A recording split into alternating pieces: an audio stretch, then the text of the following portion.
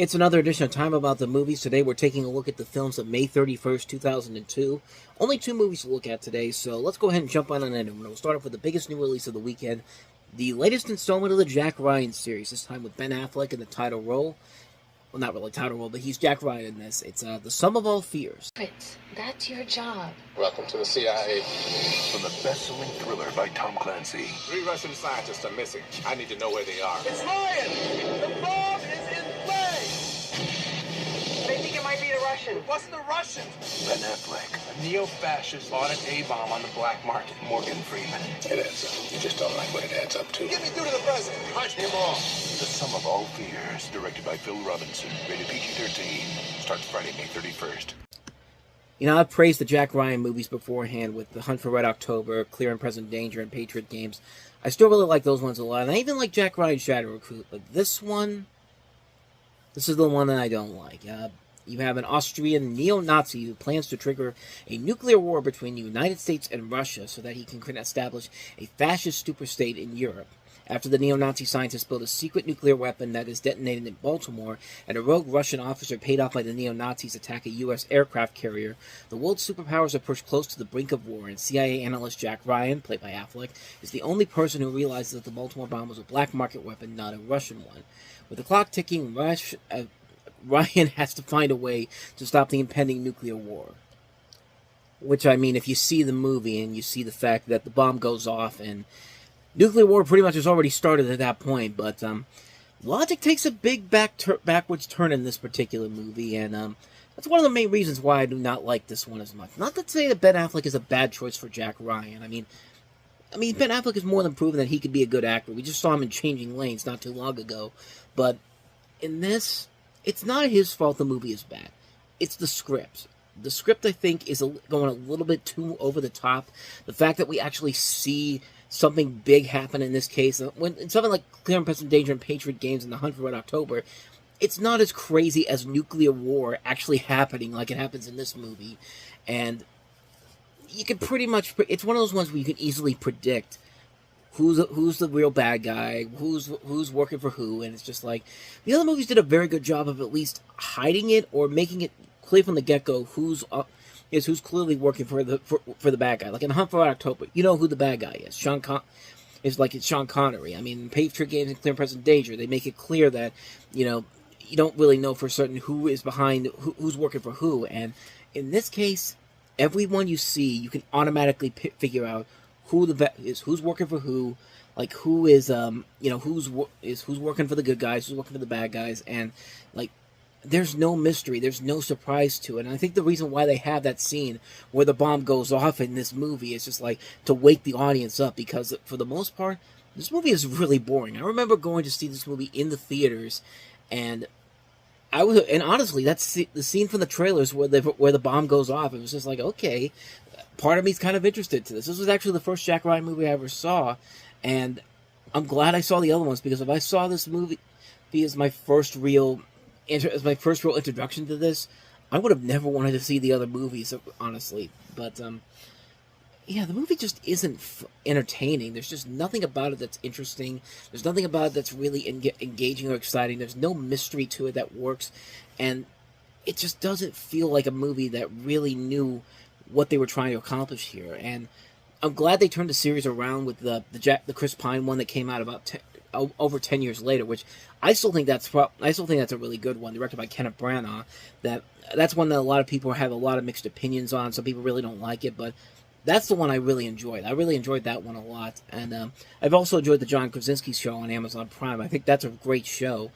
And this is really the only Jack Ryan associated thing that I've really not been a fan of. And it's just that I don't feel like there's nothing really there. There's nothing really all that exciting or intriguing. And like I said, you can easily figure out who's working for who's the bad guy, and nothing about them is interesting whatsoever. It's just like, if you're gonna give us the bad guy right from the get-go, make him an interesting character. Make the situations more interesting and intriguing for the audience to get attached to. And unfortunately for me, it was just not there with this movie. I mean, it's one that I tried to go back to several times, and it's just like, every time I try to watch it, it's just like, I just can't get anything from it, honestly. It's just like, nope, still feel the same way I did when I saw this in theaters, and not much more to say about this particular film. So yeah, that's pretty much all I got to say for you about this one. The Sum of All Fears, easily the worst Jack Ryan movie, easily the worst thing associated with Jack Ryan, hands down.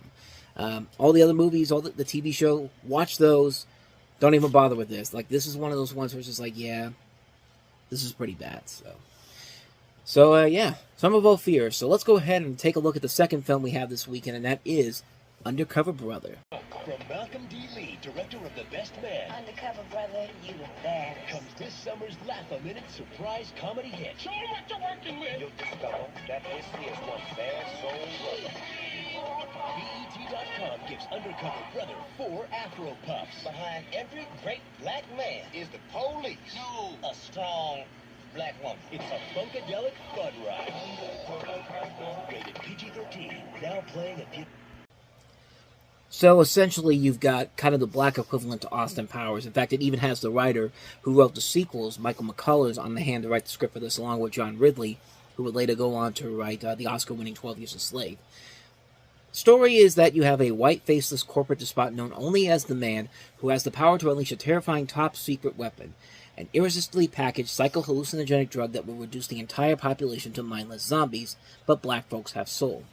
But with enough funky sense of style, a smooth way with the ladies, and an absolute hunger for justice with his Bruce Lee moves, Cadillac attitude, and an arsenal of outrageous disguises and gadgets, Undercover Brother, played by Eddie Griffin, is recruited by the group of good guys known as the Brotherhood, an all-black Justice League to foil the Man's plan to derail a Colin Powell-like presidential candidate, and Undercover Brother's undercover exploits keep the slim plot moving. But while he and his sassy cat-fighting partner, known as Sister Girl, played by Aujane Ellis, tries to find out what's going on, the leader's ruthless right arm, Mr. Feather, played by Chris Kattan, discovers the conspiracy's sexy secret weapon, Penelope Snow, played by Denise Richards, who is also known as the White She-Devil. And, yeah, this is pretty much what Black Dynamite kind of would perfect a couple years down the road. But, I don't know, for what this movie was, I think it was fun. It's definitely not as funny as something like Black Dynamite, which, like I said, I think perfected this much better than this movie did. But at the same time, it's still a very entertaining movie. Eddie Griffin definitely shows a lot of comedic opportunities with this. Like, he gets a rare opportunity for a leading role in this when he looks really well here.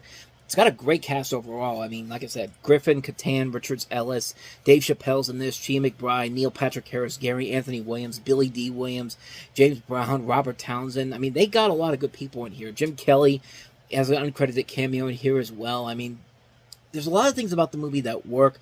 A couple of jokes in here, I'll say this, not every single joke in this works, and I think that's really one of the biggest flaws that really makes me keep us from saying this is a classic movie. I think the film as a whole is a good film. I don't think it's a perfect film. I think, like I said, I think not every single joke works, but the ones that work are legitimately funny. And for a PG-13 movie, I really wasn't expecting a whole lot. I don't think PG-13 is like, there are times when PG-13, like, it really depends on which direction they go with it. Do they go for the safe route? Do they go for something that's close to an R rating? And this one, for the most part, goes closer to more raunchy material that's not really an R rating. And like I said, when it works, it works. When it does, it's not the worst thing ever, because they move on to something else and essentially becomes something much better and different afterwards. And yeah, I think it works okay. There are a lot of aspects I do like about it. Not everything about it works, like I said, but it is something that is at least something I can recommend as something like a good, fun time. Like, you can watch it, have a good time with it. It's not one I'd watch on repeat numerous times, but it's something that every once in a while, if it's on TV and there's nothing else on, I'll definitely check it out. I mean, it's definitely worth it, but it's not one I'd say that's a must-watch. I mean, it's a good movie. Not a great film, but it's definitely a very good movie. And I like this director, Malcolm Lee, a lot. He also did The Best Man. And, like I said, I thought it was fine for what it is, but good, not great. That's probably the best way to describe Undercover Brother. Good, not great.